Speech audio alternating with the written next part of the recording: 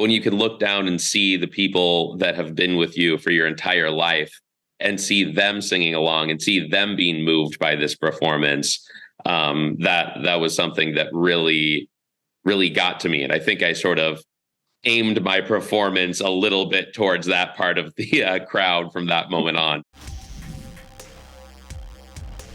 Hello, dragons. How are you?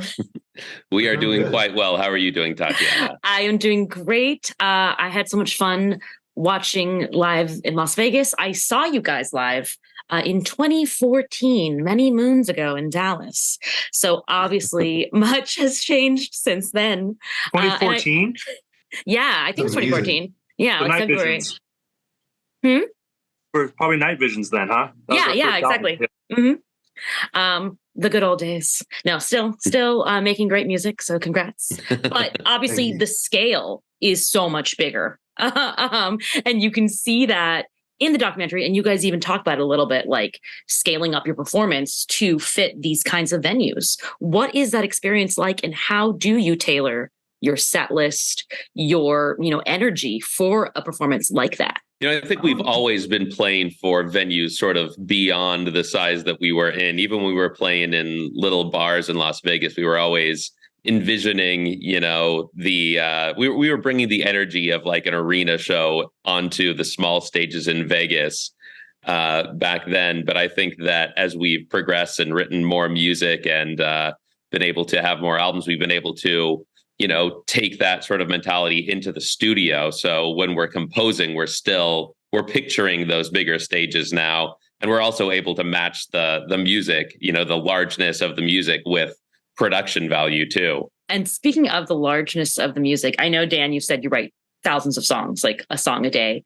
But how do you decide, or how do all three of you decide what becomes an Imagine Dragons song and what doesn't? The process has really always been the same for about 15 years now, which is during our kind of off cycle time when we're not on the road, and sometimes even on the road, to be honest. I'm writing, or the guys will send me music that they've been working on, and I'll write on that, or I'll create something from scratch on my own. And that'll go on for a few years, typically between albums. And then when it comes time to actually start to put the album together, and every time I complete a song, I'll email it to the guys. So the guys will get an email all the time that just says new song or new demo, the name of the song. Everybody will listen to it and send their initial feedback. So it's nice because we'll have initial feedback on first listen. And then over the years, everybody will kind of just listen as they want on their own. And then when it comes time to make the record, everybody will already kind of know what ones stuck with them the best and grew on them, or what ones they got tired of quicker, what ones stuck with, impacted them the most. And then we'll kind of look at themes and try to understand what was the theme during those years. What was I lyrically writing about? What did it mean? How do we tell that story correctly? And what songs do it the best?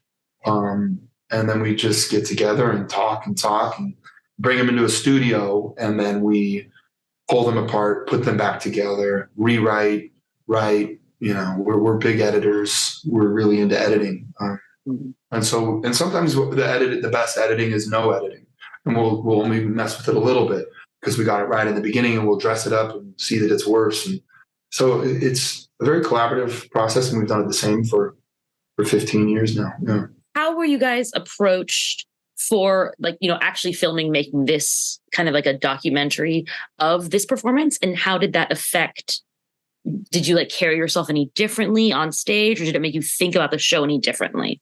If you want to start, Wayne. No, it didn't make me approach the show any differently. I don't even know that any of us thought of it. And I'll let the guys speak for themselves on that. But for me, I really did not think on stage, oh, this is being filmed, because we've had every show is filmed, right? Like when we're in the day and age of YouTube, so everything is always filmed. It's going to be out there. And so I think we let go of thinking about that a long time ago, and we just kind of do our thing on stage. I didn't approach it any different. I don't know about you guys. We hadn't really thought too much, I don't think, about filming it officially, but I think about a year into doing the tour, we just kind of felt really comfortable, and we felt like it was something we were, more and more proud of. We thought it was probably a good idea to document it somehow, just, if nothing than just for our own sakes, to have like actual, like polished, good looking film of it. But yeah, so we had Matt Easton. I think it was it was surprisingly sort of, how fast it all came together. I mean, I think we gave him like 4 or 5 days, maybe, like before we were like, hey, you should come film this in Las Vegas. And then it turned in from 2 cameras into 5 cameras into 20 cameers into this massive thing. And oh, well, so that's just kind of how we've always been. We kind of fly by the seat of our pants a little bit. And it turned into this incredible thing that we could have never imagined. It turned out as good as it did. So yeah, I'm used to performing in front of cameras and having everything be videotaped. The thing that was special to me about this concert that was running through my mind is it's rare for all of my family to come out and see a show. And my parents were there in the audience, and even some friends from Northern California flew down. So it was really special for me to know that I had a sort of Ben cheering section out there. And I really was trying to just make sure I didn't mess it up in front of them. So fortunately, we didn't. I was going to say, did you get any constructive criticism afterwards from family members? No, it was mostly just the praise. They were very happy, and dare I say, perhaps even proud. I love that you guys had it was like Cirque du Soleil performers, right? For one section that was so crazy. Do you have rehearsal with them? Is that something that just they come on stage? How does that work? Just for sound check. So the day of, they had kind of listened to the song, come up with ideas that they liked. And we love Cirque du Soleil. We worked with them for many years in music videos and in other shows. So we were familiar with kind of their high level of professionalism and trust them to do what they do best. And then we did sound check and played the song a few times, and they had a whole choreography already put together, and they had the wires. It's always an honor to be on stage with them. We feel, they're some of the most high level, most talented performers in the entire world. So it's an honor to share the stage with them, and we just entrust them to do their thing. I know, when I was watching, I have songs. I'm like, well, they have to play this. Otherwise, I would just lose my mind. What are your favorite songs each to perform live? That changes for me a lot. I would say it changes by night. It depends on the headspace I'm in that day. Sometimes I'm in a moody place, and so a moody song feels fitting, or an angry song, or a happy song, or if you're grieving the loss of a friend, maybe something that's more cathartic in that way.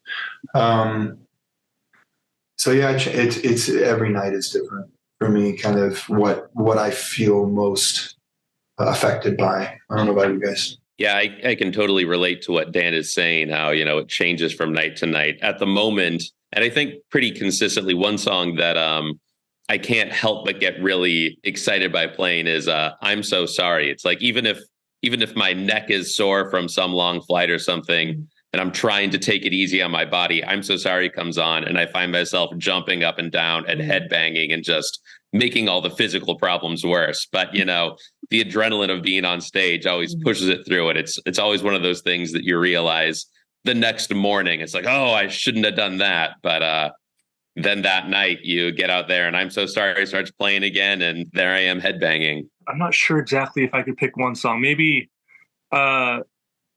Thunder, actually, because every once in a while Dan will, before the song starts, he'll reach out to, usually it's a younger kid that, he asks over the mic. It's like, hey, is this anyone's first show? Because we all remember so distinctly our first show, and what a lasting impression that makes on you. So he'll go on the mic and say, hey, is this anyone's first show? And then someone will raise their hand, and he'll kind of talk to them for a minute, 10, 20 seconds, and just say hi to them and thank them for coming and all that. So that's always kind of fun just to see the look on the kid's face. Because my first concert, if the lead singer, pointed me out and and talked to me, I think that would have, been life changing. So that's a fun moment for me, like selfishly. Yeah, that was so, I mean, I saw that part and that was so adorable. I didn't know that it was going to be Thunder. So I was like, what song is this going to be? And then obviously it just makes total sense when you hear it.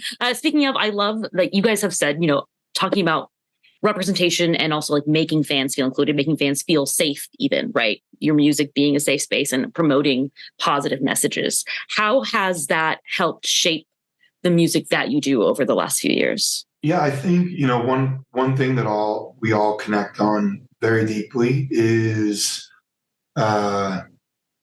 inclusion, destigmatization of things that we grew up with around us that affected us or affected our family.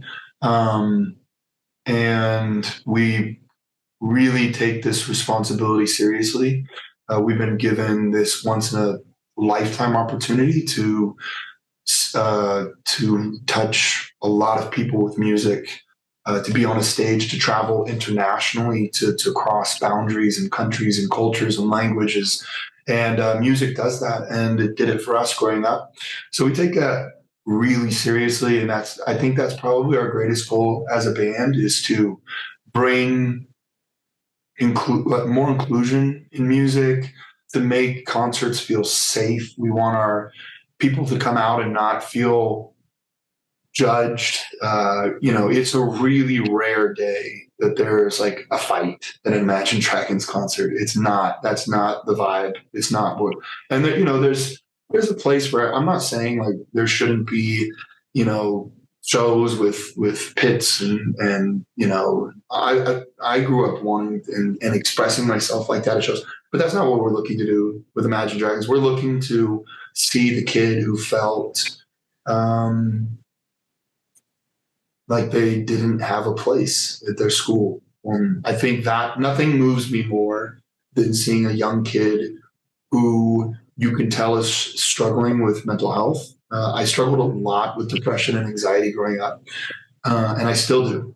And so when we see people who are crying and they're with their parents and we read letters, and that to us is everything. That's what this band's about. That's what we want. We want to create an experience for families, for kids, for anyone who comes to a show where they can feel heard and cry, laugh, feel angry, grieve the loss of a loved one. That's what Imagine Dragons is about. Do you each have a most memorable moment from Live in Vegas? And have you already rewatched it to found it, or do you remember it? I do. Maybe I'll go first while the guys are thinking on that, because I was just asked this the other day. There is a part in the show where I go down into the audience, and I always go down these stairs on my Bet My Life while we're doing this acoustic set, and I go right. And then I go along the line and get to look at people and touch their hands. And it's a real intimate moment in the show. And this specific show, I went down and I was trying to go right, and my security stopped me and were trying to push me to go left. And I was honestly a little irritated. I was like, guys, this is like show 100 of the Mercury tour. I always go right. It's just like, I don't know if it's my OCD nature or what, but it's just what I always do during that time. But they were blocking me. And so I kind of just was like, all right, I'll go left, And so I went left. And the reason they did that is as I went left, unbeknownst to me, my kids were right there in the front, and particularly my 3-year-old Valentine, my little guy, and he had his little headphones on. And I look, and it took me a minute. And I was like, "That's my boy," and he was smiling, and I grabbed him and held him, and he got to sing into the microphone, and that was just really emotional for me. Just to get to see him in that setting. And that's a really rare thing. Usually we're on the road and we're away from our family a lot.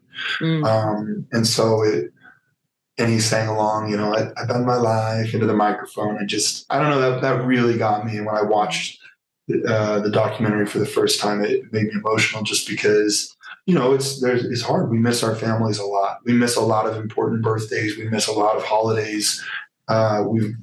it's there's some parts of this career that are difficult, and that impacted me. Do you guys have any?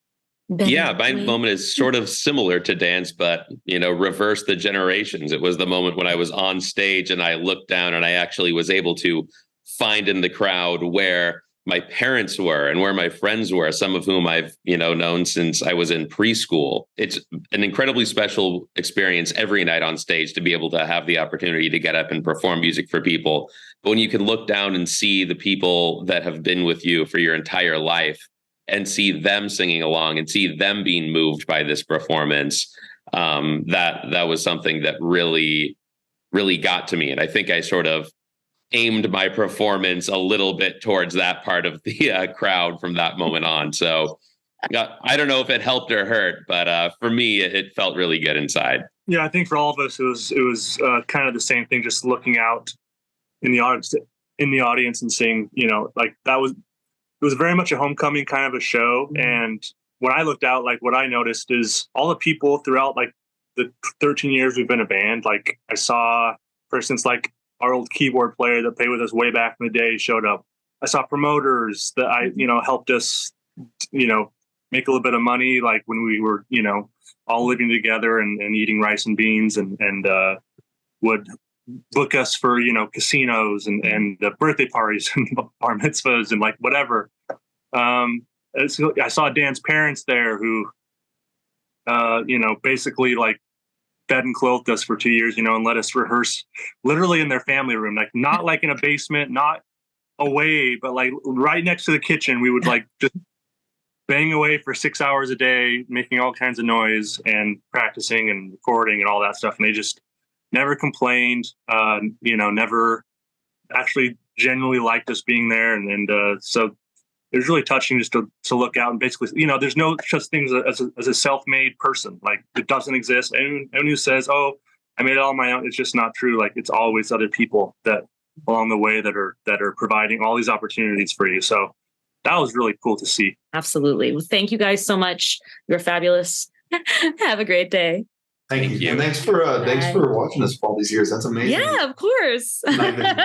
Thanks for continuing to make wonderful music.